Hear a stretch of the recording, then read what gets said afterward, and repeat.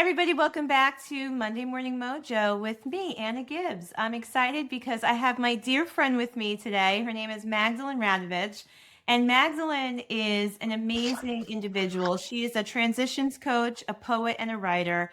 And she also spent 27 years working as an educator and a leader in the school system, both in the Hudson Valley area of New York and New York City.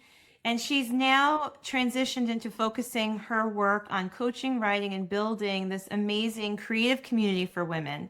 And through her brand, Creative Transitions, she is helping women navigate life crossroads using reflection, writing, and conversations as tools for insight and change. She's also the creator of Creative Pencraft, a written and spoken word community that hosts poetry readings and gatherings in the Hudson Valley. And she is going to share some things about her and her story. And I know that you're going to find this to be an incredible conversation because when Magdalene and I get together in her kitchen or mine, the conversations are always amazing. Aren't they, my friends? Absolutely. Welcome to the show, Magdalene. We've talked about you doing this for a while. I'm really glad you're here. I appreciate that. I'm happy to be here too. That's awesome. So let's just dive right in. One of the things that we've talked about a lot is you feeling like you have these two different sides to yourself. And I think a lot of women could relate to that. I know I did when you and I first talked about it. And those two sides being, the career that you built for nearly 30 years in academia as a leader. And then there's this creative, spiritual side to you. So I want you to talk a little bit about that. Maybe, share with us when you first realized that you were working in those two spaces and how that integrated before or not. Well, I think I've always been aware of that. I mean, every situation that you're in, there's a set of rules, but Mm, the rules change depending on what it is. So the me that was a teacher and then later administrator and a school leader in New York City had one set of rules I had to follow. And those rules frequently created conflict for me between what I could publicly put out in terms of my poetry, my art, my photography. For a while, I was doing tarot readings, another kind of archetype work with people. And those were things that clashed with the persona, the public persona of being, an official mm, for New York City. yeah. So there have been times where I've had to shut down different things like websites. I've had to be extremely careful on social media. And it's not like there's such crazy stuff I want to put out there. But one of my supervisors once said to me, perception is everything. Mm, And public perception, when you work for a bureaucracy like the New York City school system or any of the school systems up here in the Hudson Valley, is extremely important. How did that make you feel? There were times like logically, rationally, it made sense to me. Sure. I was part of the system and I understood why it was important to keep the lines from blurring. Sometimes I was able to use that creativity. I was part of a variety of reform initiatives during the course of my career. And during those times, some of that creativity, my ability to generate new ideas, the ability to think on my feet, improvise, come up with creative solutions was helpful. But a lot of times in the privacy of my own writing space, for example, I felt, I guess, shut down. I felt Mm, that my voice had to become more of a whisper than the shout that I sometimes wanted it to be, yeah. that the ideas that I had about things didn't fit that public persona. And a lot of it, I feel, I felt very frustrated and a lot of times very stuck, quite honestly, between two places. Sure. And like I said in the opening, I think that a lot of women can relate to this because we are diverse and we are multifaceted and you refer to it as these two parts of yourself. There are a lot of parts of ourselves and feeling like you can't integrate the two or feeling like you have to quiet your voice takes a toll on you. What effect do you think it had on you now looking back? Well, I think I lived sometimes in a state of disassociation, right? Mm. Because in order for me to keep the career moving, and it's very important to me, by no means was it secondary to Right. being a writer, being a photographer, and an artist, but it became the priority for almost 3 decades.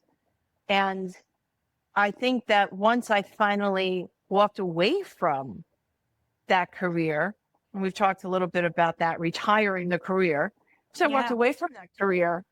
I've been stuck in limbo for a good 2.5 years. Up Mm. until real recently, And I that's was, so honest. I think that's so honest that you say that, right? Because I think a lot of times we put this pressure on ourselves to have so much figured out. But you've also had a lot going on in the last couple of years, too. there have been several moves. I had lived in the Hudson Valley for 10 years, moved back to the city for the job. At the end of that time, moved back up to the Hudson Valley, finding new routes, setting myself up here in Marlboro, New York. Very different kind of life, and finding community, trying to find the artists and the poets and the community leaders. It's taken a good 2 years of my living here. And then a year ago, it's a year, the end of March and now the beginning of April, I was diagnosed with splenic marginal B cancer. And that set me on a whole new road off of this journey. For sure. Um, and had a tremendous impact on my finally being able to embrace the creative and spiritual part of my life. Yeah. So let's share with everyone, how are you feeling, first of all, today? And, a year after the diagnosis, how are you doing? I'm doing really well. It's great. I'm still a little bit worn for wear. You can see it. But the last 3 months in particular have been extremely productive. It's the manifestation of a lot of the projects, plans, things that I wanted to get off the ground when I started my business after I left the city system Yeah. and kind of got stuck with, stuck at manifesting or moving forward, finally have started to take root. A lot of people who face cancer and other illnesses, you start to take stock, real stock Sure. of your life, and you start to create your bucket lists and you start to look at the things that you would like to do, wish you had done differently. And for some of us, it lands us exactly where we want to land, which is what Mhm. happened for me. And I shared with you, I have an oncologist who's phenomenal in New York City at NYU Langone. And I went for 4 weeks of immunotherapy. I have a rare cancer that's also fairly easy to treat. It's not curable, but it's easy to treat. So it was a short period of time that I was in actual treatment. And by August, I was in remission. And when I went back to see my oncologist, he had shared with me some of his creative work in the time that we had gotten to know each other. And he said to me, okay, so you're in remission. So now what? And what do you mean? He said, well, creativity is your baseline. And what are you going to do about it? Wow. And that landed in a way that nothing else has. I've heard that in different forms forever from different people, but that landed in a way that really motivated me to move forward. And so over the last 3 months, I've gotten my creative pen craft poetry series, Coffee, Tea, and Poetry off the ground with the help of a local business here in Marlboro, Fermata Cafe. And I finally got my first Women at the Crossroads group off the ground last month. I've done a tremendous amount of new writing of my own, Yeah. working with other people on their writing, and have finally found the freedom in having left this prior career behind. But also, I've been able to carry forward with me all of the things that really worked for me during that career. Those, what is that called? Transferable skills. Transferable skills. Yeah. Well, isn't that the amazing part of transitions? I think that, just the word itself helps you understand you're moving out and into something else, but you get to carry things with you, And you've talked to me a lot about, you actually have a meditation you've helped people with where, you help them visually unpack some things from their journey because we have to let some things go. But you also get to decide what to carry with you. So, yes, there's all these transferable skills. And no one can say it quite like, a writer and a poet because you add such a beautiful illustration to it when I hear it in my mind, about the journey that we're always on in life, and we're constantly unpacking our bag and figuring out what we want to take and what we want to leave. And I think that's beautiful. What I think is important about that, and this is something I did as a teacher, I did it as a school leader, I did it as a professional developer, and now I'm doing it with this group that I just started, the Women at the Crossroads, and also through a poetry workshop I'll be teaching at the high school and other even casual conversations with people and friends, is you always start with what you actually have at hand, right? You start with success. You don't start with failure. Right. You don't start with, well, what do I need in order to? You start with, what are the resources I already have in front of me? And this is carried on through every audience I've ever worked with, right? Most people start with what they're lacking, the scarcity piece of it. And people don't realize until you sit down and start to really unpack it, whether you do it through writing, you do it through conversation, through questioning and answering, how much we all actually have to begin with. And so the meditation that you're referring, it's actually a 4-piece work. It's retreat and rest, giving yourself the grace to step back from the situation that you need transformation and transition in. And then comes reflection. And that's where it's visualizing this bag, right? And what's in the bag, you start to sort out. And it's a very thoughtful, focused sorting process. What works still, and I'm taking with me? What doesn't work at all, and why have I been carrying it? And sometimes even what has worked in the past, but no longer works for us now. And the piece after that is, once we figure that out, then we take a look at what do we require in order for us to move forward, to repack, to get back on the the road. next leg of the journey. Well, it's requiring, not needing. And that's something we've talked about as language, right? One of the things that I've worked on, I'm working on, I continue to, is reframing how I speak about things.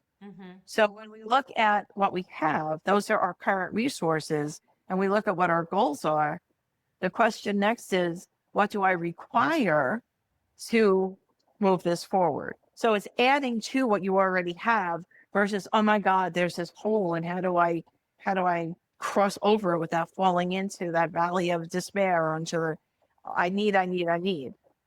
So a few things just came to mind in what you were talking about, especially in the reframing, because I help people do that too. And we have to really be mindful of the words we use. And this idea of transitioning and unpacking. So I want to go back to something. You worked with the school system for 27 years, and that part of your career shifted, ended, right? But there was a word that got used a lot.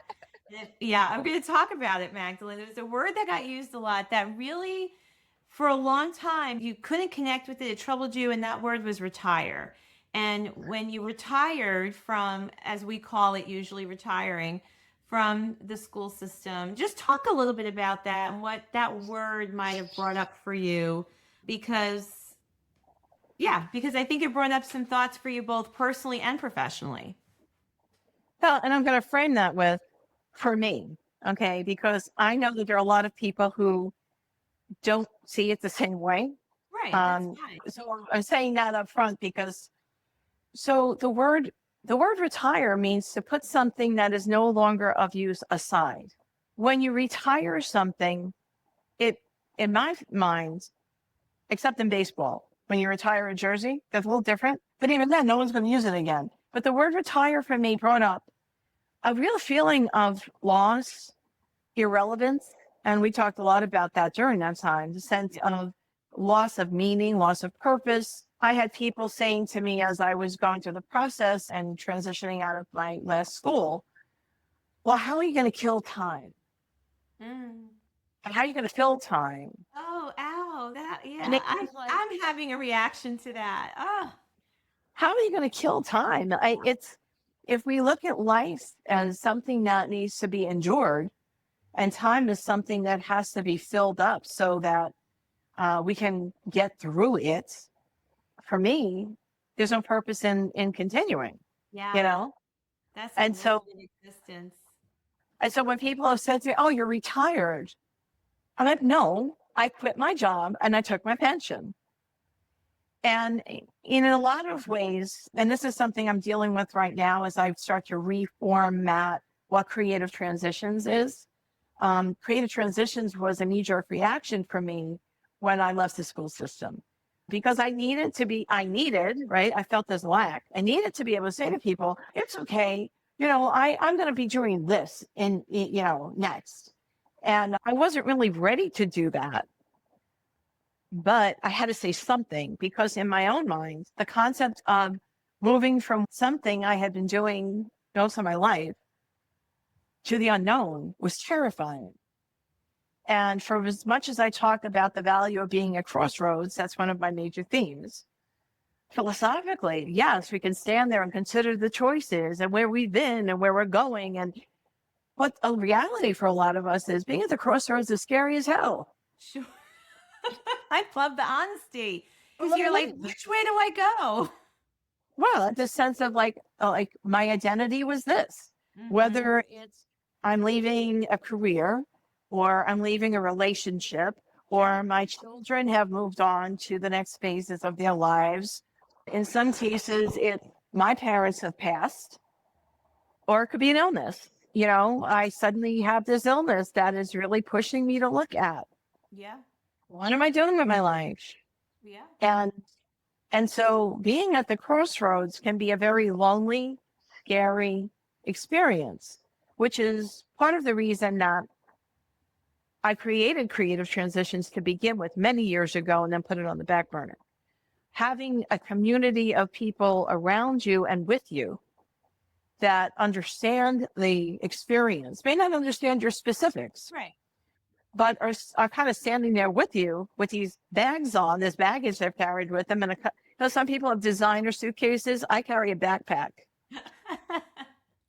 It's really that sense of I'm not alone in this. Well, and I It's think really too, important.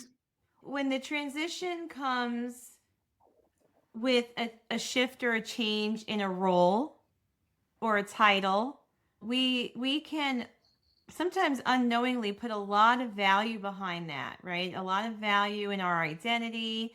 We put a lot of value in the way people see us, in the title, in the role itself. And when that's not there anymore, even though it was your choice, right? Even though you're ready for something different, that can be really unsettling for a lot of people. Did you find that was part of it too? Did you struggle with an Absolutely. identity crisis, so to speak? I left the city system in September of 2022.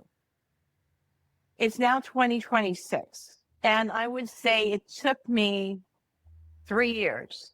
I Mm-hmm. think in September of this previous year, after I had gone into remission and was starting to feel better, and I finally landed and felt solid and like I was standing on my own 2 feet again. It took me 3 years. Yeah. Well, listen, in that time period, you also had a cancer diagnosis that you couldn't have seen coming, right? Yeah, And but that's life. so, But well, that's also yeah. part of life. And I guess now looking back, you could say, okay, that was part of this journey and transition, yet I didn't see it coming. So it shifted the work maybe that you thought you were going to be doing and how you're going to process this into something completely different. Well, it's So kind the of interesting. unpacking and the reflecting, totally shifted, right? But kind of interesting because creative transitions as a coaching idea for me Mm-hmm. started with cancer. But it started with cancer in 2008 when my mother was diagnosed. Mm-hmm.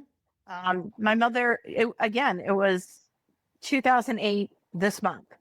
April for me is a very interesting threshold month. Wow. And my mother was diagnosed with everything cancer. She had cancer everywhere. And she passed by the end of May. Um, and I, as an only child, as a very codependent daughter who didn't know where I started and she ended, I had a real profound sense of loss of my own identity in her passing. And for the next 2 years after that, really struggled with various physical ailments, emotional stress, until I got it into my head that maybe if I could use that to support other people and help other people, that it would give some sense and meaning to what had happened. And I got the idea for Creative Transitions. It was originally supposed to be a book. And I met a lot of women during that time, and I interviewed, about 10 or 12 women during that time who had gone through, that's how we met.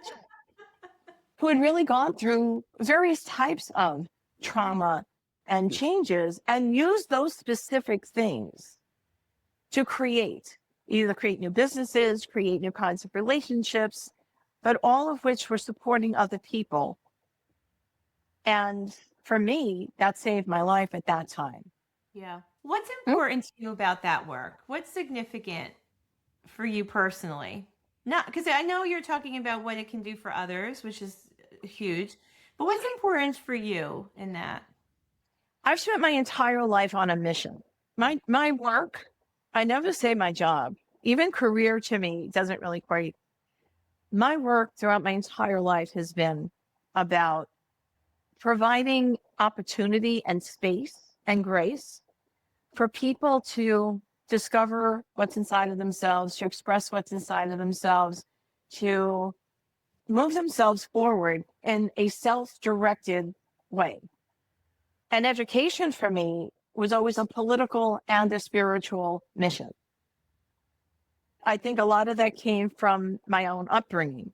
The people who really helped me to survive the traumas of my childhood and adolescence were mostly my teachers. I was very fortunate in that I had role models and people who weren't trying to tell me how to live my life and what to do, but really took the time to help me to unpack my own resources, my own gifts and talents, and then to build the skills and to create the strategies to move forward. And in a lot of ways, it's been about paying it forward. I do what I am.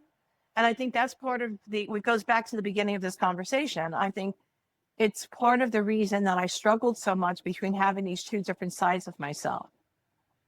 They were valuable and they both served a very deep purpose for me, but in different ways. And now that I've retired the job, see, I love that. See, I retired the job. You're using the word. A friend of mine said to me a few weeks ago, and I'm giving Terry Lynn all of the credit on this because she's so smart. She said to me a few weeks ago, what if you reframed it, Ms. Magdalen? What if you reframed retired to I retired the job? That the thing that no longer was relevant for you wasn't you. It was the specific job and career. Yeah, the space you were in. But I'm not retiring what made it important to me. I'm still an educator. I'm still supporting other people's creativity. I'm still an organizer. I'm still coaching. That's right. Yeah.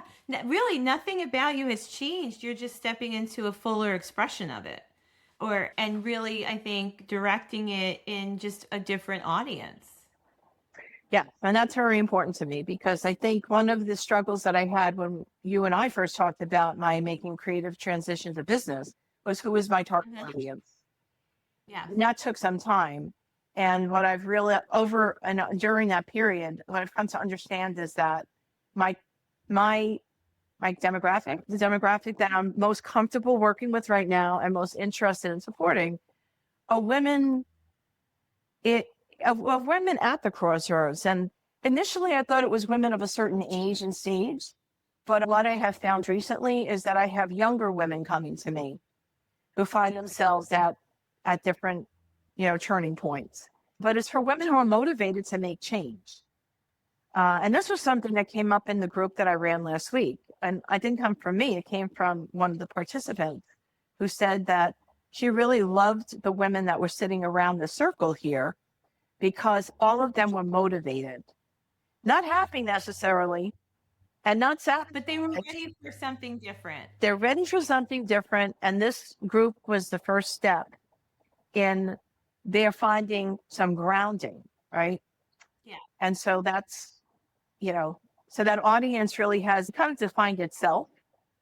I even had a teenager ask me at a poetry reading of all things about a couple of months ago if I would be willing to run a Women at the Crossroads type group for girls her age. I love that. And I told her, I said, when you're ready, let me know. Yeah, I love that. Because I think what you bring up is so important, that I think if we look at life in that metaphor of a journey, which it certainly is, that, your journey is long and the road is winding, and you're going to find yourself at a crossroads more than once in your life. And it's not, I think there are some things that we might face in different times of our life. So it could be for different reasons, but it's still a crossroads. And so I think you bring up an important point, that it's not an age thing at all. And at 50 or 60, your crossroads, the reasons why you're there might be for, different reasons than why they show up in your 20s. But it's still about helping people navigate the journey. I say it's less about age than it is about stage. And I think, that speaks to what you just said. So we find ourselves in life stage transition. And I don't think there's an age on that. But something else that I wanted to talk about with you, the fact that with change, change is inevitable, and, transitioning, it comes with a lot of feelings. It comes with a lot of emotions. And I think you talked about this on the show. I know we've talked about it, that sometimes a transition shows up, whether it's retirement or your children are, you realize your children are now starting their lives. So that looks different now. Your identity's shifting again, or an end of a relationship, or retiring from a job. That sometimes the feeling that shows up is a sense of loss or mourning. And did you experience that yourself? Absolutely. With the transitions in the last couple of years? How did so why don't you talk a little bit about that, because that's a real thing, and I think it's healthy for us to look at that, especially if you have a little wisdom, because it's in the rearview mirror now. But what did you experience in terms of like making that decision to retire after 27 years? Well, when I decided to leave the system, I was angry and I was frustrated with post-COVID bureaucracy. Or And I was struggling. It wasn't a hallmark retirement. I know a lot of people who have them. A lot of people that I've worked with, they have the big party, the big send-off. They're going to Italy next week. They're going to move to South Florida, or they're moving to, some other part of the country, starting anew. And then there are other people like myself who less retired and more were part of this phenomena post-COVID called the Great Resignation. So when I left, there was a real sense of loss for a lot of reasons. I wasn't really preparing to leave pre-COVID for another 3 years after that. I had not planned on retiring out of the system when I did. I saw myself as being somebody who would always get back on that white horse and charge right in.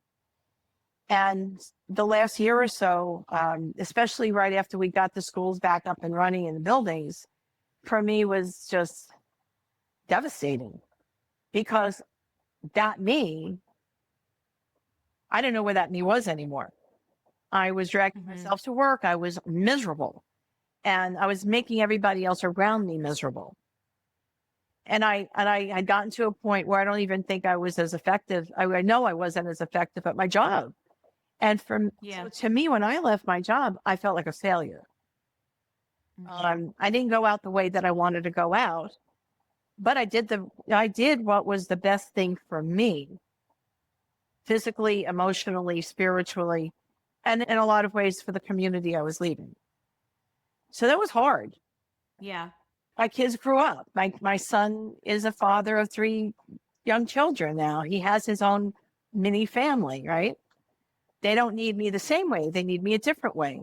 So I've had to redesign who I am as a mother, being the mother of adults especially of adults who have children, is very different than being a mother of a 5-year-old.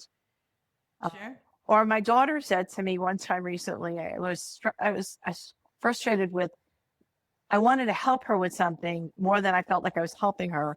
And she stood back and said, well, Mom, you've never been the mother of a 30-year-old before. Aw, that was cute.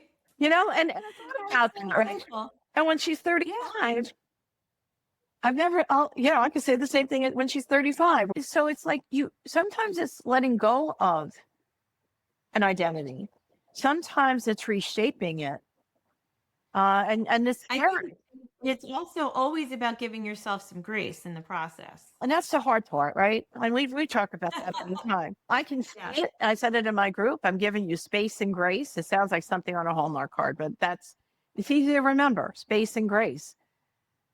But one of the things that we really did talk about that day was, do we do that for ourselves? We're in the course of a day when we're beating ourselves up over, not doing whatever it is that we said we were going to do, right? Getting to the gym at exactly 7:30, having that glass of lemon water at 6 o'clock, having dinner before whatever, not letting that coworker get under your skin.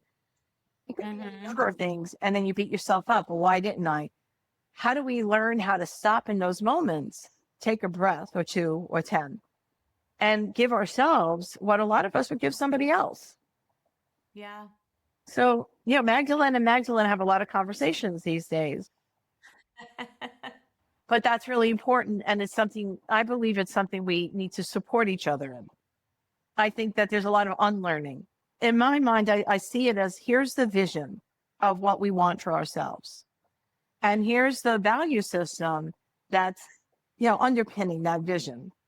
And over here is the manifestation of that thing. And in between, there's what someone called the other day, the gulf of despair. Oh, wow. And I said, okay, so you get to the edge and you look in, and it's like, how come I can't get from here to here? And that's where the work comes in. Yeah. Right? It's looking at our belief systems about ourselves, about other people, about the world. It's where we do that unpacking, what we call the unpacking. And one of the belief systems that almost every woman I've ever talked to about any of this has brought up is the I am not worthy belief system. That's ingrained in us from the time we're small children in different ways for various reasons. And the I am not worthy, everyone else can do it. I am not worthy, but someone else, if they do something nice to me, I'm going to be so grateful. I am not worthy of taking control of my life and making this vision that I have a reality. And then there's the I'm a fraud belief system that you pull out of that valley of despair, right? That gulf of despair. Everyone thinks I'm so great, but I'm not really. Wait till they really find out who I really am. And I call that imposter syndrome. Which affects more people than we realize. The fraud syndrome. And I think that, again, that's work that we do on ourselves, but it's also work that can be supported by other people. Sure. And what you're describing is building this bridge, right? That's how I talk about coaching. I've always, referred to coaching as I'm the architect and I help you build this bridge to get to the other side. And, by doing it together, we can get there a little faster. So in the work that you're doing now with women and supporting them, it's about helping them not only get to the other side, but with a sturdy bridge that'll carry them and probably a little faster than if they tried to do it alone. But here's the secret too.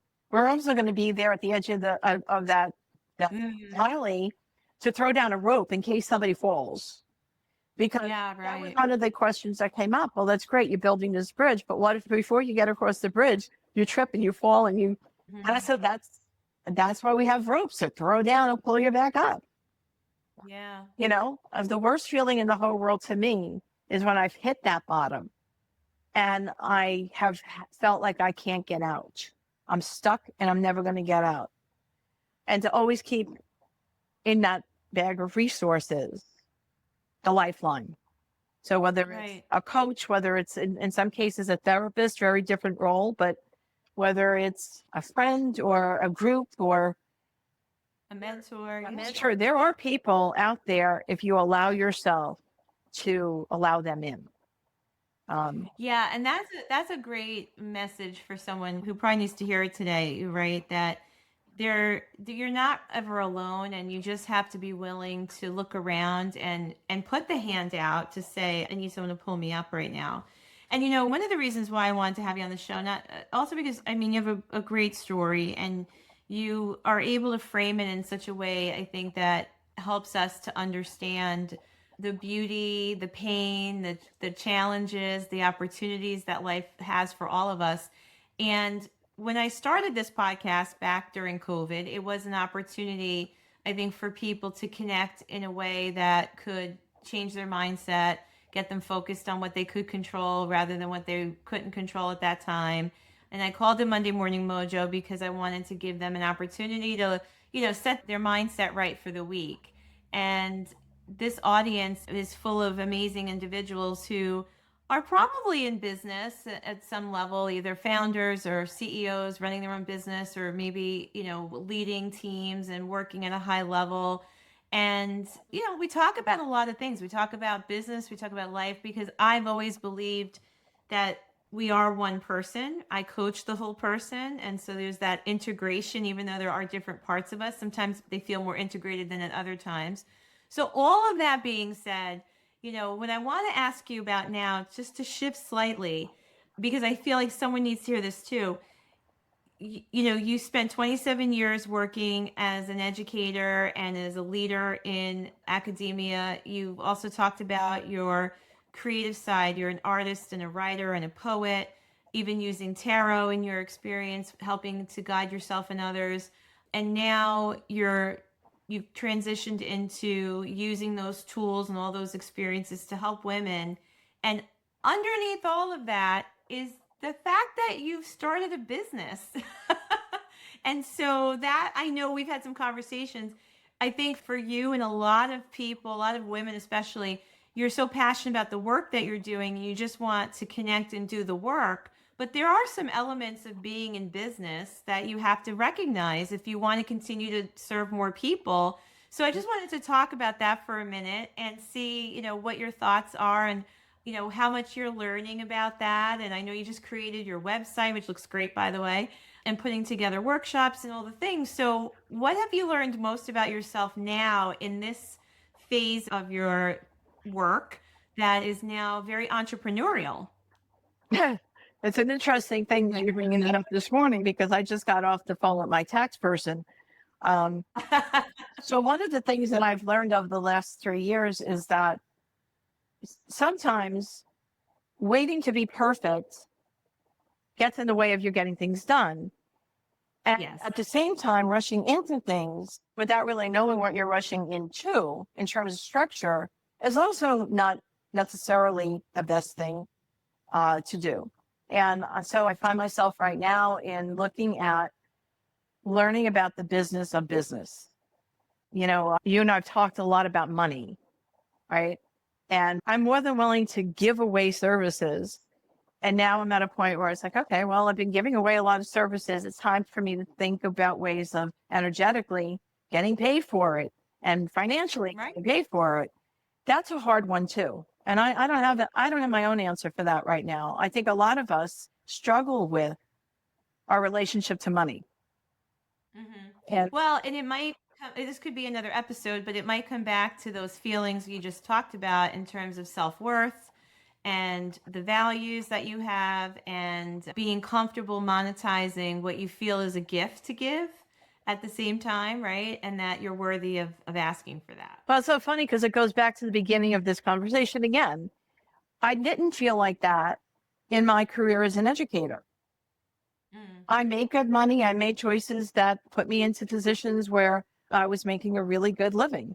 It's allowed me to leave the job behind and focus on what I want to do next, which is something a lot of people don't have. Right. So that part of my life, I've never struggled with, feeling like what I'm doing is something I want to give away. All right. It's this other part of it. When I first started doing photography, when I lived in Goshen years ago, and I was giving stuff away, and then someone said, well, why don't you come to the art walk and sell some of your stuff? And I was like, who's going to want to buy it?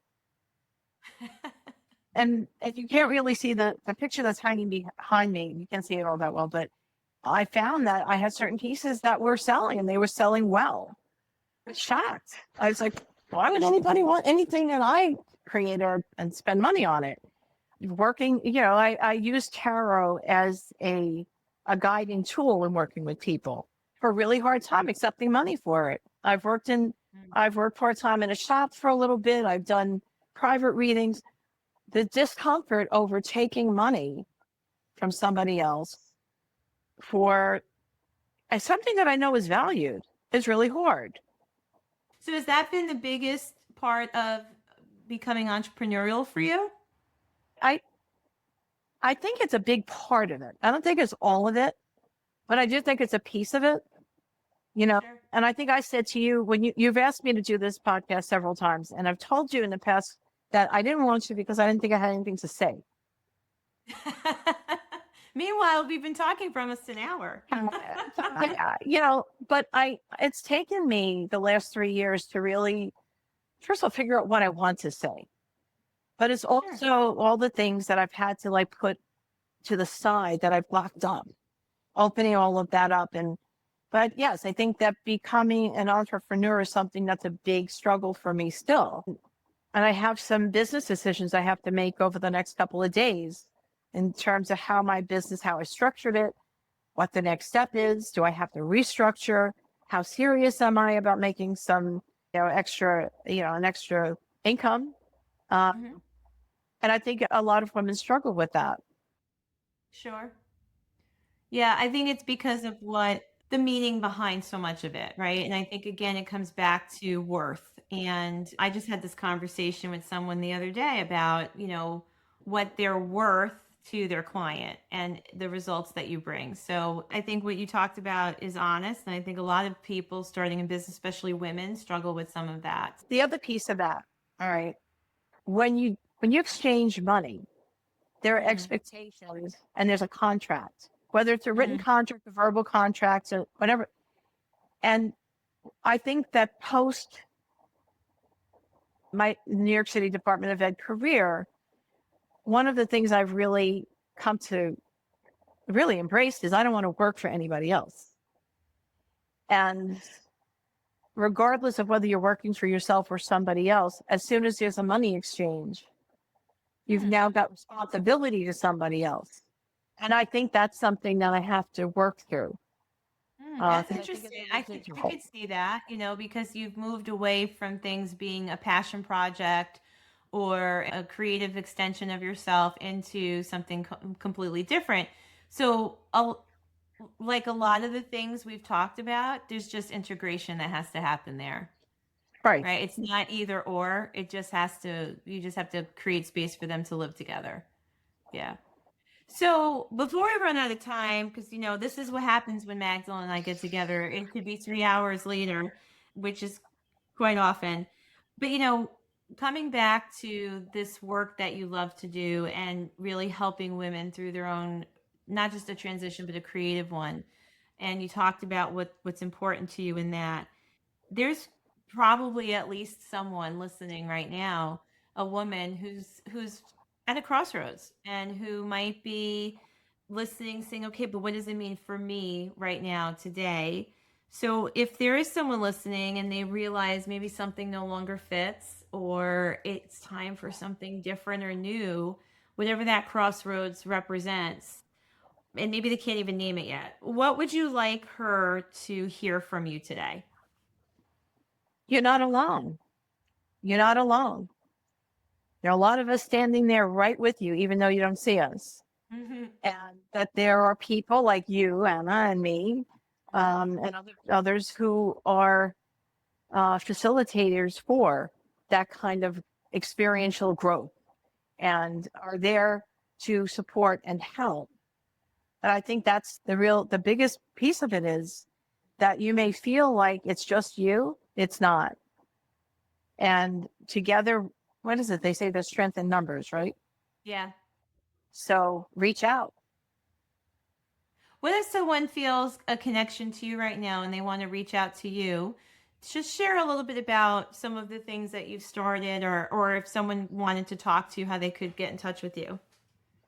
I am currently living in the Hudson Valley, and I am starting, as I said, I'm starting to work with women in small groups. I do have a couple of people who got in touch with me recently and have asked me for one-on-one coaching. And so I've set some of those appointments up. One of them wants in person, somebody else wants to do a Zoom meeting. All of that's possible. My current website is on its way to being up later next week. Nice. But I can be contacted through Creative Transitions. It's creative. So of course it's not spelled like normal creative, right? It's through, We'll put the link in the right, show notes. yeah, creative transitions 10 at gmail.com. And as Okay. I said, over the next week, I'll have my website up. Perfect. And that is at creativetransitions.com. Yep. Okay. So we'll put the link in the show notes. Awesome. So, and Magdalene, tell everyone a little bit about Creative Pencraft too before we go. So Creative Pencraft is my public facing creative endeavor. What I'm trying to do right now here in the Hudson Valley is build another community around poetry, spoken word, people who want to come together and share what they're writing in small groups, as well as people who just want to come and listen to other people and to be inspired. So I started a reading series at Fermata Cafe, which is on 9W in the middle of Marlboro, New York. And once a month, I have a poetry reading with a featured poet. And then I invite other people to get up and to read. It's one of the ways that I'm encouraging people to own their voices and own their stories. And that's very exciting for me. I'm also launching a 4-week poetry workshop at the high school in Marlboro next week Oh, that's great. for the high school students. And that will culminate in the students performing at Fermata at the end of May and in an online student publication. Nice. So That's great. Magdalene, I love you. This was a great conversation. I think that you've left the listeners with a lot of different nuggets and lessons that are exactly what someone needed to hear. And I trust that. So I'm just going to invite you right now to share this podcast with someone that you know who could also benefit from it and be blessed by it, because that's what this is about. It's about creating space and for conversations that are life-changing and thought-provoking, and for us to feel like we have a network here. And therefore, you sharing this episode with someone could really be exactly what they need. So please go ahead and do that. So Magdalene, thanks again. I will talk with you soon. And all of you, I'll see you in the next episode. Thanks again.